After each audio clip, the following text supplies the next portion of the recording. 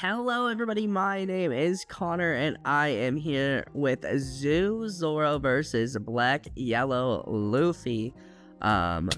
This was a pretty fun game. So my opponent goes first, drops the Machina. I want to take him off of that I don't know if it's even or odds, man. I have a learning disability. But I know he wants to go second. So I won dice roll, I took second, made him go first. And because I don't feel like Zoro is hurt necessarily by going first or second. So we get our 2 done. Unfortunately, no Nami, no nothing to really do at this moment, but that's fine. We'll be at 4, so we can do some stuff next turn. And what's most important is we threw him off his curve, which is great. And my plan for this game is I'm thinking, okay, I think I can rush him down before he can start doing his gecko shenanigans. And I think that's my best chance at winning, is to try and just aggro him down, because my board is... my board's filled with small bodies that cannot swing 9k. So my opponent ends up dropping the 5-cost Egghead Luffy, and this will end up actually popping something. So he swings 8, and I get Kid Killer. And the great thing about that, Kid Killer's already on. He's online. But since my opponent did get the Egghead Luffy, I didn't want to drop 3-drop Chopper. The one that lets me flood board. I didn't want him to get popped because I feel like he gets value for getting more characters on board. You know, the more characters on board, the better. So I do end up popping down these 2, just trying to get some board presence, trying to get him to use that Egghead Luffy to remove something on my board that I'm kind of indifferent about. Of course, I'd love to keep Hiking Bear on my board, but you know, he has to pop one of them.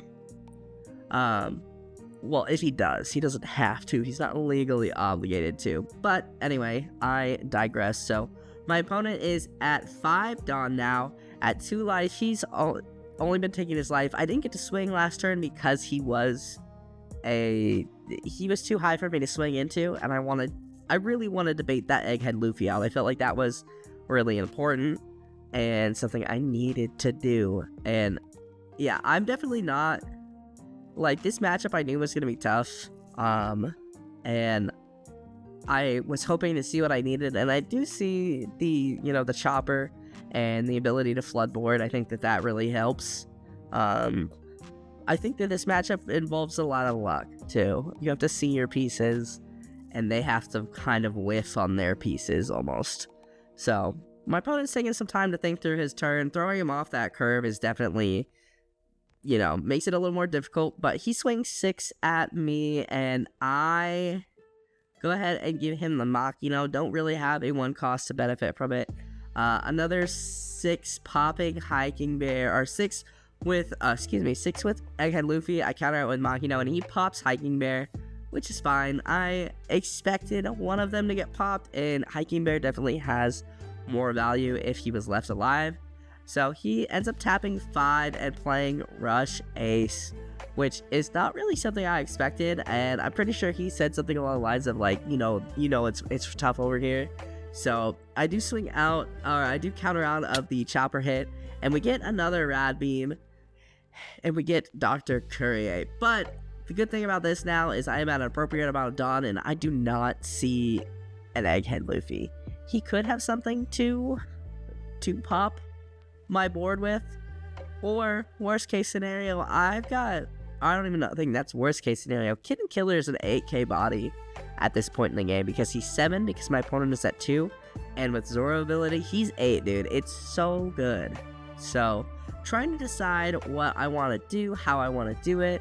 I'm thinking about saving some Rad Beams, or saving some Dawn for Rad Beams. I might be thinking about playing Courier. No, I'm just going big into, or not even big, I'm going Eden into Ace, just trying to get some cards out of his hand. I think I am probably going to play the Chopper. Yep, there it goes. Chopper comes down, and we see Dragons. So unfortunate. Hiking Bear. really a bummer that we see the Shut Up and Come With Us. But yeah, so Hiking Bear is gonna come down. He kind of needs to at this point. Yeah, really, really sad to be bottom decking the Dragon. I think Dragon is, and another Chopper. I think that playing Courier wouldn't have hit us, or hit that, because Courier has 4 costs.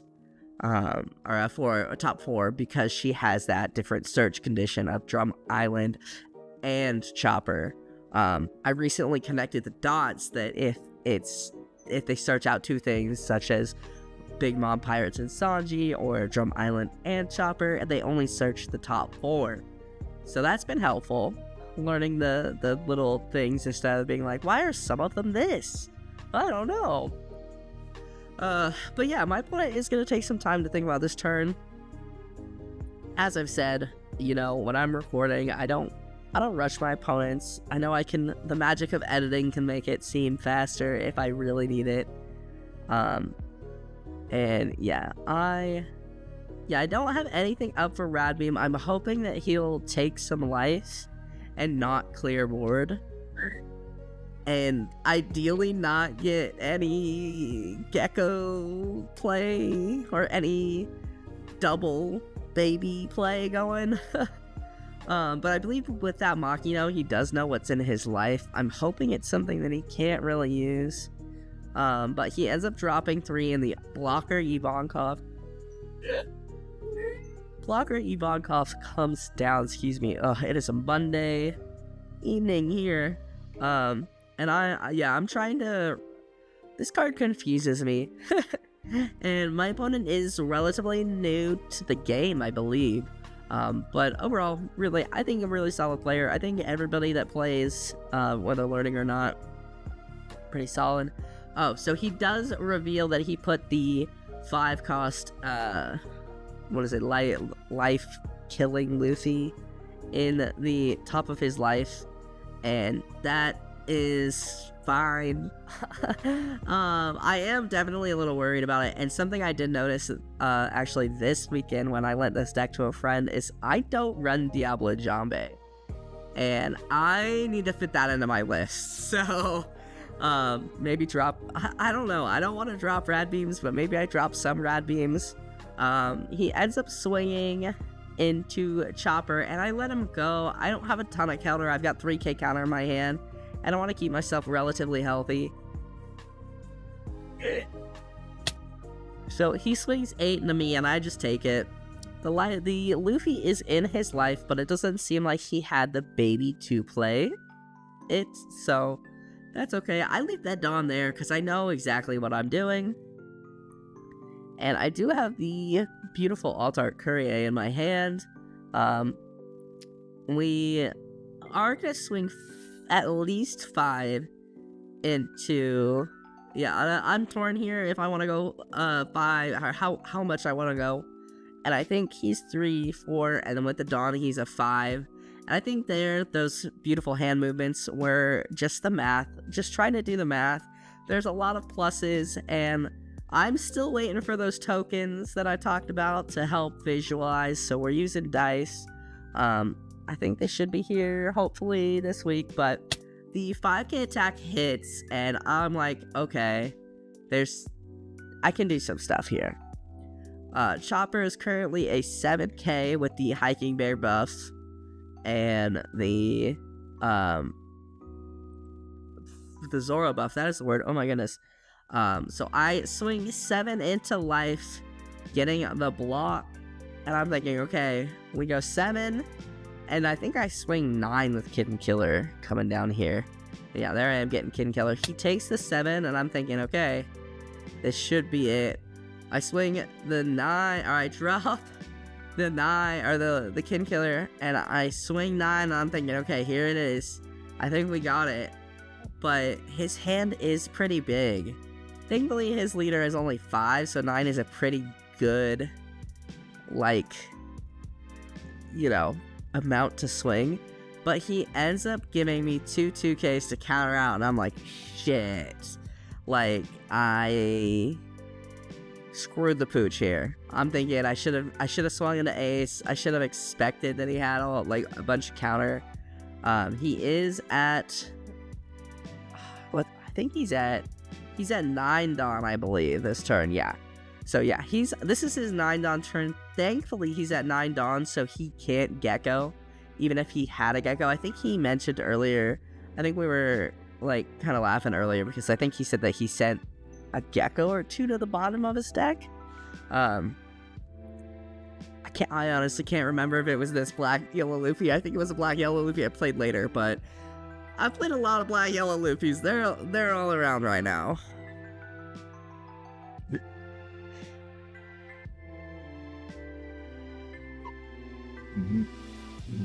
But separating out some Dawn to try and figure out what his next move is, which understandable. He's in a really tough spot. I don't think he hasn't seen a single Sabo, which is really unfortunate because I've just been able to swing into his face. I mean, Sabo is tough to get around, especially when they start cycling Sabos. That is where it's really tough. So he's got 3 Dawn set aside, which I'm thinking is an Ivankov blocker. And if he has a Sabo somewhere, he could potentially play a Sabo, which would definitely make my job a little harder. And there is Sabo, so he ends up hard playing the Sabo, which is honestly tough. That is tough. Yeah, I'm getting a Hiking Bear ready because I feel like I feel like he's probably gonna try and... Wait, I did not... I just realized I did not, Chopper ability when I attacked. Because I was so focused on going for game. Oh. I don't think it matters in this point, but that's not good. So he trashes the 5-cost, Luffy and Ice Age, which... Don't think you need Ice Age in this matchup. That is, I think, the hardest part about this deck is that all of our bodies are so small. I know that, like, that's the beauty of this deck as well. But yeah, like, it is tough. Yeah, I'm feeling like I have a decent amount of counter. Unfortunately, at this point in the game, that Kyrie is just counter. Yeah, so kind of just depends on what his options are. He has 4 Dawn left. 4 Dawn and a Dream, honestly. I think I have 2 life. It is hard to see with the white sleeves, but I do kind of like the vibe of the white sleeves, not gonna lie. But yeah, he has 3 cards in hand. He'd have to ditch... Yeah, he's in a really tough spot, seeing as... yeah, seeing as he's on 9 Dawn. Oh, sorry, I think I'm getting sick. My nose is super stuffy. Seeing as that he's on 9 Dawn, this makes his turn incredibly awkward. He can only at best get one baby. He can get 1 baby out of life. And that makes him 7k, which we can swing into that. But he does end up discarding the Gecko, which hurts, to put Luffy in the life, because I think that's the only big bodies he's seen that are in his trash, if I'm not mistaken. So he ends up swinging the 9, I think, into life, but judging by that. And I take it. We get another Kitten Killer, which I'm happy about. So he swings the, 7 there. Oh yeah, seeing as he doesn't have... So he ended up leader ability not being able to pop anything, which is good for us. So there's a good chance if we can break through the Sabo blocker, which I think he has 2 cards in his hand now at this point. If we can break through the Sabo blocker, we send those to the bottom. And even if he has a Gecko, he may not be able to do much with it. So, yeah, I'm thinking about how I want to allocate my Dawn this turn. I know that Hiking Bear, I'm going to put 4 aside because I'm going to drop another Kid Killer. And I know that Hiking Bear needs at least one Dawn to buff Chopper. Yeah, and I think that with Kid Killer being at 2-7 or 2-8s, so yeah, the 5 buffing the Chopper by 2 because of Hiking Bear and Sabo ability, or Zoro ability, excuse me.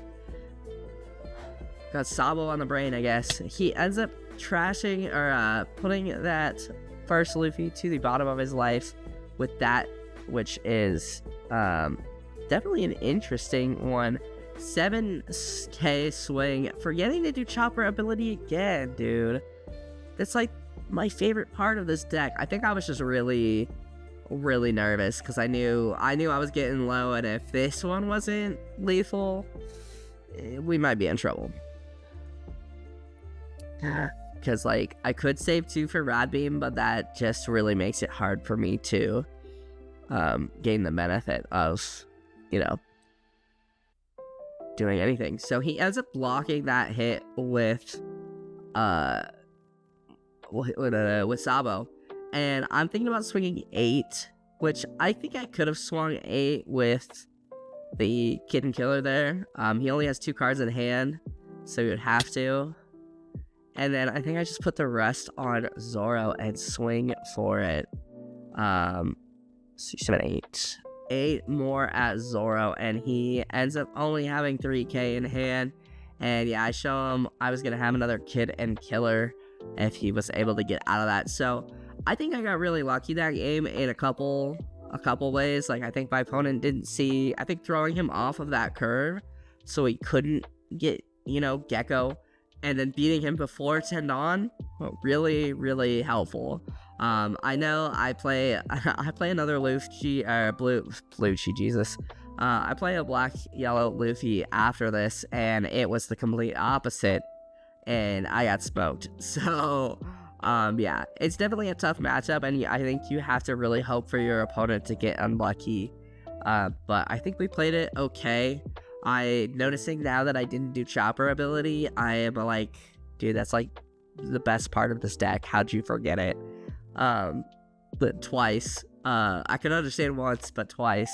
Thankfully, I don't think I had too much impact on the game, because I don't think I played anything that I drew from after that turn that I should have choppered.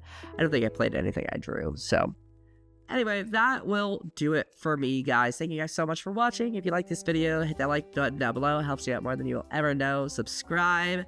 Check out 1000noble.com for all your TCG accessories. Okay, not all of them, just playbacks and sometimes card sleeves. But yeah. Alright, I'm gonna shut up now. Thank you guys, and I'll talk to you guys next time. Have a good rest of your day.